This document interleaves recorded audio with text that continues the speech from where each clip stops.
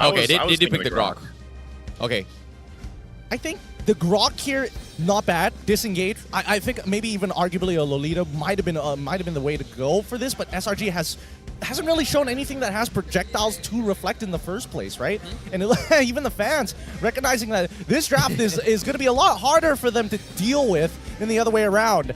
4 picks already locked in, and a composition that wants to be proactive. I think that SRG at this point, missing gold and mid, it's got to be something that pushes like decently hard. No Moskov. What's the next best thing? Probably Natan. I think they had to go. Yeah, they had to go for it, right? Okay, they brought in Aurora, so that's a good one as well. So going through the portal, in case he gets blasted, he has the passive. They go in for Cloud 4. Innocent instead, but I'm more curious on what RSG MY is going to play with the jungler here. Is this a Paquito jungler? Or is this potentially... Maybe Barrett's. Yeah, I agree. I think if RSGMY wants to just go to the lower brackets, they can play Paquito jungle, right? They can play whatever they want. This has to be a tank jungler. But that's the thing, right? When Nogo has played jungle Roger before.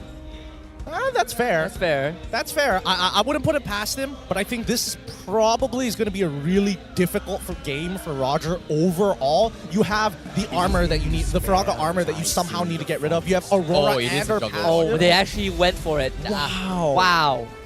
Now they scale? I don't know. I don't think this is going to be an easy game for the Roger. I'm going to be perfectly honest. There's just too many layers. Unless, like, the most susceptible lane is Cram if he doesn't have Firaga armor, and Innocent if he doesn't have his Purify. But that's, like, a very situational cause. Feels a little bit too greedy coming in from them, but what do you think, Naiso, about this draft? This almost feels the same as the previous 2 drafts, and I think, again, when Gideon said, you know, this is kind of... Okay, this is RSGMY to start things off, but Yumes, okay, aggression invades right from the get-go. This should be first blood, right? Oh no, not no, 20%! Actually, no. No way. Get out, no! He got the heal from his passive. Not even going to be anything for RSGMY. Oh, that's a bit of a feels bad, but at least they get the flicker out, right? He doesn't get to walk away without paying the tax. Oh, I'm surprised that right from the get-go, Yumes was willing to put it to the test, right? But this is a very, very good indication of, like, before 2 minutes, how much damage you are going to take when you're invading your jungle. Like, for Yumes, he's not going to get the passive to actually regenerate his health unless he doesn't get an attack. So if he's getting attacked all the time, his health is going to drop eventually, but still, I like that he's able to survive. Luckily for him, but it's sad for RGMY not being able to capitalize on that. Maybe it's not the worst thing in the world, right? Now that it does deter Yumes from making another aggressive play, because now he doesn't have Flicker to get out of there as easily as he did previously. Oh my god, look at how oppressive and annoying Yumes is right now. Like, 1 minute I'm here, 1 second I'm here, the next I'm just on the other side of the map. Like, he's in 3 different places already. Like, first one, right on the top side, force engagements, rotations. Second one, now bottom, harassing XP. And then next one, where is he gonna go? Man, the whole point of Paquito is to threaten the Firaga armor break early on, and he has to recall and blow a flicker. So that lane is basically lost. Look at Yumes at bottom lane. Like, he's just making sure that he can't play the game at all. No, this lane is over. He can't play. Repo just completely focused out. It's not shutting down Vinogo this game. It's just making sure Repo can't play the game. I mean, Cram, he played this lane really, really well, right? I mean, they're not going to get anything off of this.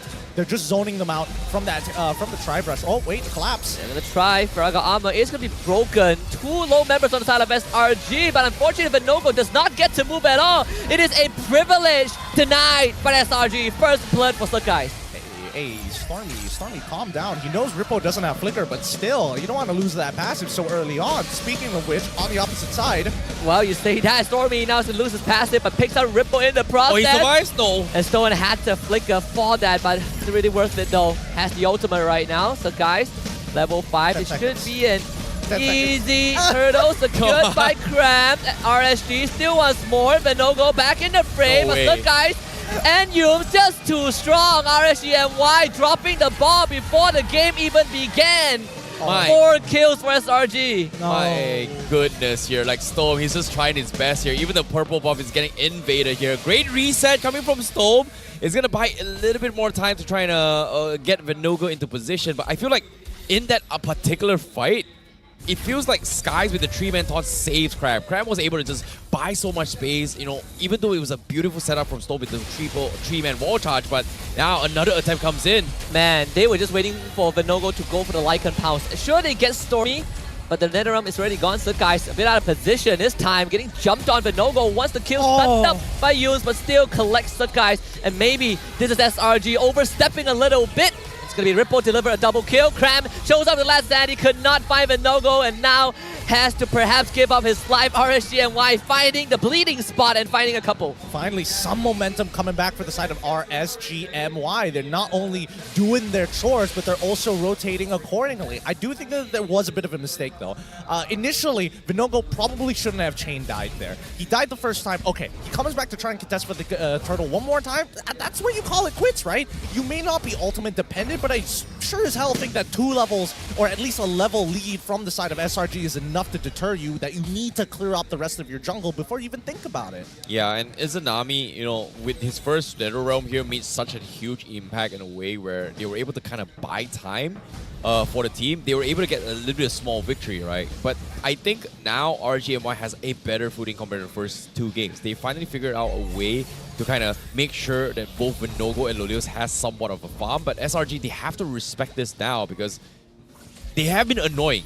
But this is not scaling them far ahead, like what you expect in game number 1 and game number 2. And in this next turtle clash, they have to be very careful on how they approach this. Maybe even bait out the Purifies as well as the NetherRealm coming from Izanami. They did pull Yums in with the Shadow Stampede. RSGMY might have to take this fight. Lolia trying to break the portal that this chip set down, but Innocent is going to show up with the Blazing Duet onto Vinogo, and of course the last sandy from Cram finds the finisher. Ripple in the back does get rid of the chip, but Sakai finds the big slam, and that is Lolia removed from the fight. RSGMY again losing members one by one. Storm forced to retreat, and Ripple left to his own devices. SRG still going for the chase. Undeterred, does not get the taunt. Hey, Wait, it's not over yet. Stormy. Wait. Storm still Wait, wants it? Stormy, what? He was able to survive that. What? Like, what? What was that? What was that? It's not done just yet. Vinogo wants this. Does not get the turtle. And he's gonna go down again. What is happening? Catastrophic if you're RSGMY. Like, we were just at an absolute disbelief. We're like looking at Stormy. He was like 1 HP. Okay, he's sure to die. Storm went in, tried to make an attempt, and guess what? He got frozen instead. It just could not die. Man. And now, RSG, they've been just throwing bodies one after another, and it's just giving free kills in the hands of SRG. I don't know. I didn't even know what to say, though. That was just weird. It just looked really uncomfortable.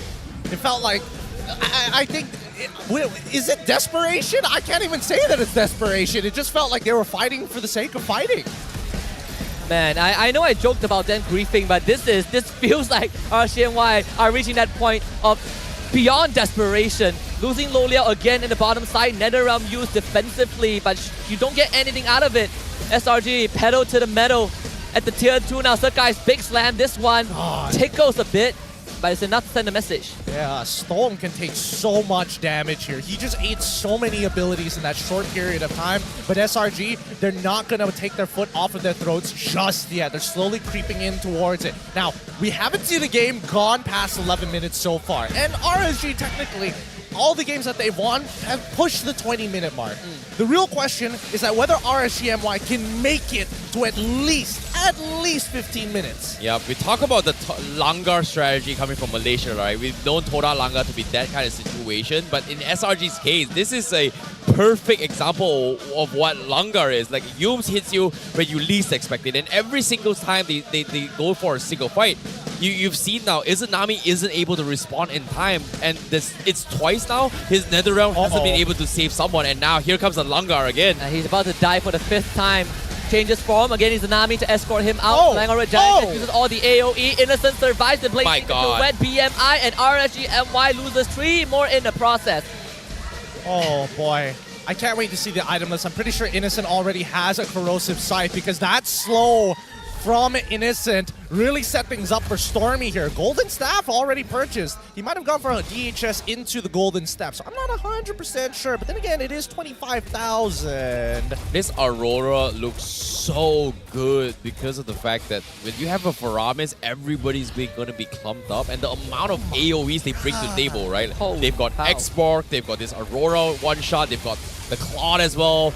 Like, where does RSG get any place to breathe? Because if they don't stand inside the NetherRealm, they're going to be bursted down by the dives coming from the Fredrin, from the chips in general. But if they group up together, they're just gonna take so much damage. Well, I mean, they shouldn't be taking these early engagements to begin with. I think that was RSG's major problem. They need to be more defensive against SRG, and that's why we saw in the draft itself that we saw the Edith, the Rafaela, for an example, getting banned out in that second phase to make sure that RSGMY not only doesn't have the sustainability, but they know that they want to be the aggressors from the side of SRG.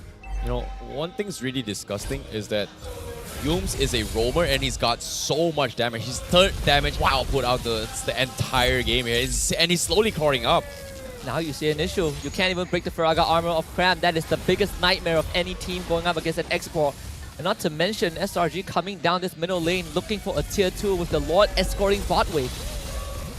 Oh, speaking of a Lord escorting bot wave here, like the collapse is about to happen as well. RSG and Lulio's just, they need more out of Lulio's, but can they buy time for him to actually deal some sort of damage? Because as of now, SRG, they just got so much to work with. Like, when we talk about winning early engagements, Chips has got you into this point. And now SRG is just looking to close out the game. So the question here is, can they do it? Because as of now, if they don't break this inhibitor now, there is a huge chance that RGMY is going to bounce back. And SRG just taking up as much space as humanly possible. So guys and Cram in the front, and that's the no-go. Having to force to go back to the fountain. Minimaze coming in from all angles. Entropy used by Low Liao to clear out the Lord, but that inhibitor should still go down. The wall not really trapping Stormy in place. SRG breaking the first structure of RGMY's base. Yep, this is the checkmate angle once again. I mean, compared to game number 2, SRG don't exactly have many to... Wait, hold on. Wait, the guys went back to heal and they just dropped the portal to bring him back in tip-top condition to fight this. And that is Wild Charge used, purified by Innocent to get out.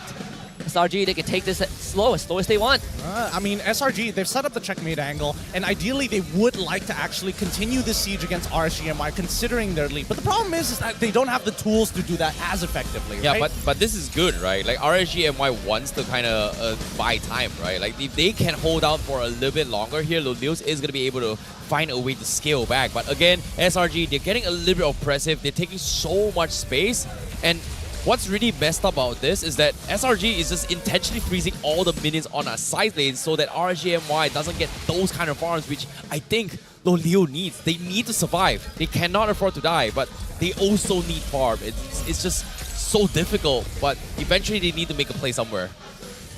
I'm trying to look for that angle. Storm has to land some godlike wall charge and have Low Liao with his Holy Crystal coming up. Two-shot everyone on SRG. Otherwise, I don't see RSGMY having a sizable chance.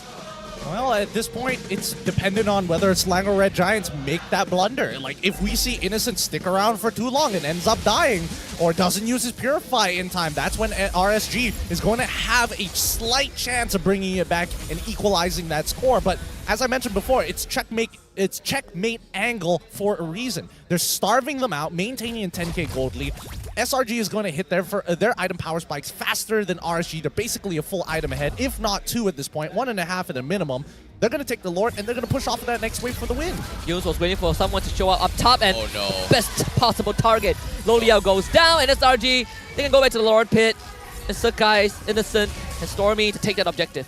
Talking about checkmate angle here, that's literally check once again coming from Selangor Red Giants. They were focusing down on the Lord. Very, very nicely done here. RSG, they have to make a desperation play right now. They have to kill either Cram or whoever. Wall charge comes in. Can they get out? That's everything used. It's a 2 versus 4 and SRG coming out on top. NetherRealm expended. This is a siege angle for SRG. Izanami needs to get out. He's going to be stunned up by Yum. Still managing to escape, but at the cost of his own Purify. What? That was a 2v4 and SRG was winning. What? That is so much sustain, so much damage, and now with inhibitor crashing in as well. The Lord coming from the bottom side. This is checkmate, man. It definitely is. SRG looking for the final blow.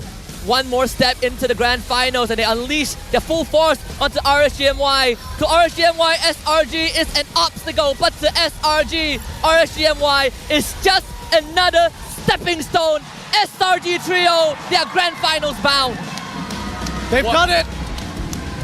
Undefeated until the grand finals. They may have lost a game, but it's just a game. But SRG, the superior team, the